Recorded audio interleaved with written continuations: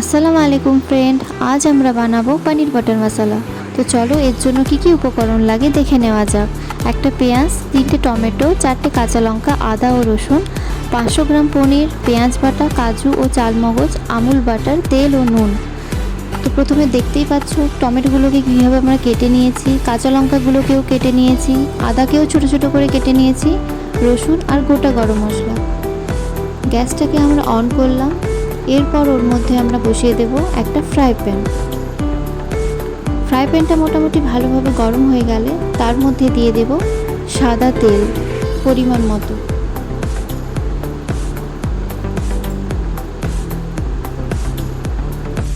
তেলটা গরম হতে হতে তার মাঝখানে আমরা মোটামুটি একটা মিক্সি জারে কাজু আর চালমগজটাকে অল্প একটু জল দিয়ে মিক্সিতে আমরা বেটে নেব, ঠিক এইভাবে। তেলটা আবার মোটামুটি গরম হয়ে গিয়েছে। এরপর পনিরের টুকরোগুলোকে একে একে এইভাবে আমরা দিয়ে দেব।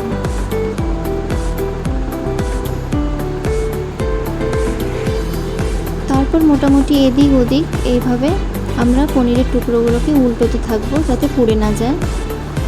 যতক্ষণ না হালকা লাইট ব্রাউন কালার আসছে আমরা এইভাবে নাড়াতে থাকবো। অলমোস্ট হয়ে গিয়েছে। এরপর আমরা পনিরের টুকরোগুলোকে একটা থালায় আমরা তুলে নেব।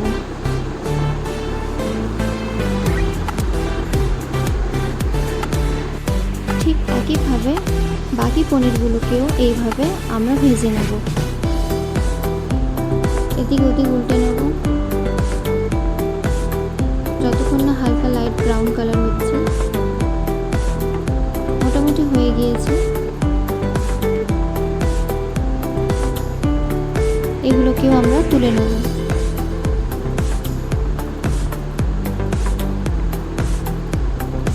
আরগুলোকেও সেম একইভাবে ভেজে নেব আমরা।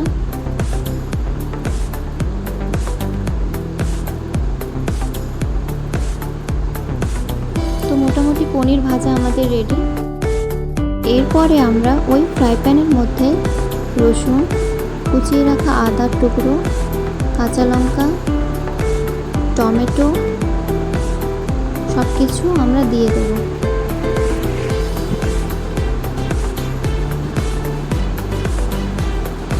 ভালো করে একটু নাড়িয়ে নেব আর গোটা গরম মশলাটাও দিয়ে দেব সবজির মধ্যে। লাস্টে আমরা আলাদা করে আর গরম মশলাগুলো দেব না।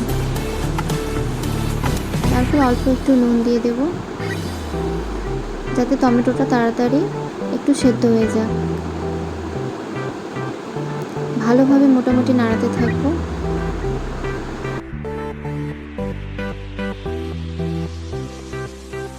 মোটামুটি টমেটোটা গলে গিয়েছে। এরপর আমরা গ্যাসটা অফ করে এটাকে কিছুক্ষণের জন্য ঠান্ডা করতে রেখে দেবো। ঠান্ডা হয়ে যাওয়ার পর একটা মিক্সির জারে ওটাকে ভালোভাবে পেস্ট করে নেব। আর যে পেঁয়াজটাকে আমরা বেটে রেখেছিলাম ওটাকে ওর মধ্যে দিয়ে একসঙ্গে পেস্ট করব। পেস্টও আমাদের রেডি। আবার গ্যাসটা অন করে ওর উপর একটা কড়া বসিয়ে সাদা তেল কিছুটা দেব। তারপর দেব 1 চামচ ভর্তি বাটার প্রথমে দেব না, কারণ বাটার দিলে প্রথমে পুড়ে যাওয়ার সম্ভাবনাটা থাকে, তাই প্রথমে তেল দেওয়ার পরে বাটারটা দিলাম। বাটারটা মোটামুটি ভালোভাবে গলে গিয়েছে। এরপরে আমরা টমেটোর পেস্টটাকে ওর মধ্যে দিয়ে দেবো, দিয়ে ভালোভাবে মোটামুটি নাড়াতে থাকবো, কারণ যাতে নিচে লেগে না যায়। মোটামুটি মিডিয়াম ফ্লেমেই করব। এরপরে আমরা ওর মধ্যে একে একে নুন, জিরে গুঁড়ো, ধনে গুঁড়ো, লঙ্কা গুঁড়ো সব কিছু দিয়ে দেবো। দিয়ে ভালোভাবে আমরা নাড়াতে থাকবো। তারপর অল্প অল্প একটু জল দিয়ে ভালোভাবে কষতে থাকবো। তারপরে দিয়ে দেবো ওর মধ্যে কাশ্মীরি লঙ্কা গুঁড়ো।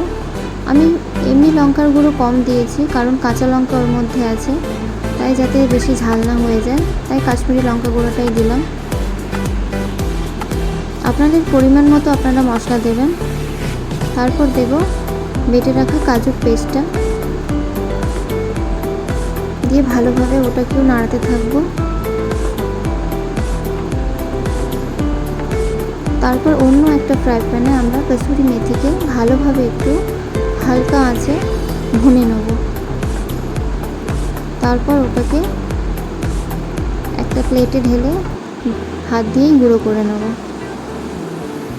বেঁচে থাকা কাজুর জলটাকে দিয়ে দেবো, দিয়ে ভালোভাবে আমরা কষবো যতক্ষণ না মশলা থেকে তেল ছাড়ছে। আমি যেহেতু 500 গ্রাম পনির করেছি তাই আমি 2 চামচ করে সব মশলা দিয়েছি, শুধু লঙ্কা গুঁড়োটাই কম। এরপর আমরা ওতে পনিরের টুকরোগুলোকে দিয়ে দেবো, ভালো করে নাড়াচাড়া করব।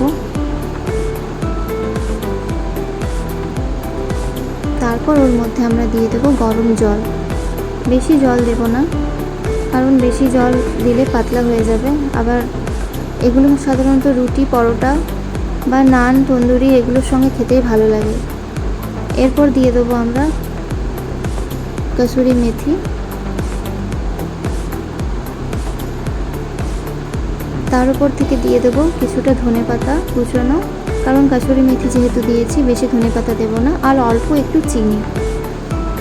5 মিনিট রাখার পর ঢাকাটা খুলে ওর মধ্যে দিয়ে দেবো 1 চামচ বাটার। তারপর কিছুক্ষণ আমরা ওটাকে ঢাকা দিয়ে রেখে দেবো। মোটামুটি পনির বাটার মশলা আমাদের একেবারেই রেডি। যদি ভালো লাগে লাইক করবেন, কমেন্ট করবেন এবং চ্যানেলটাকে অবশ্যই সাবস্ক্রাইব করবেন আর শেয়ার করবেন। যদি আমার রেসিপিটা ভালো লেগে থাকে তাহলে অবশ্যই বাড়িতে ট্রাই করবেন, আশা করি ভালো লাগবে।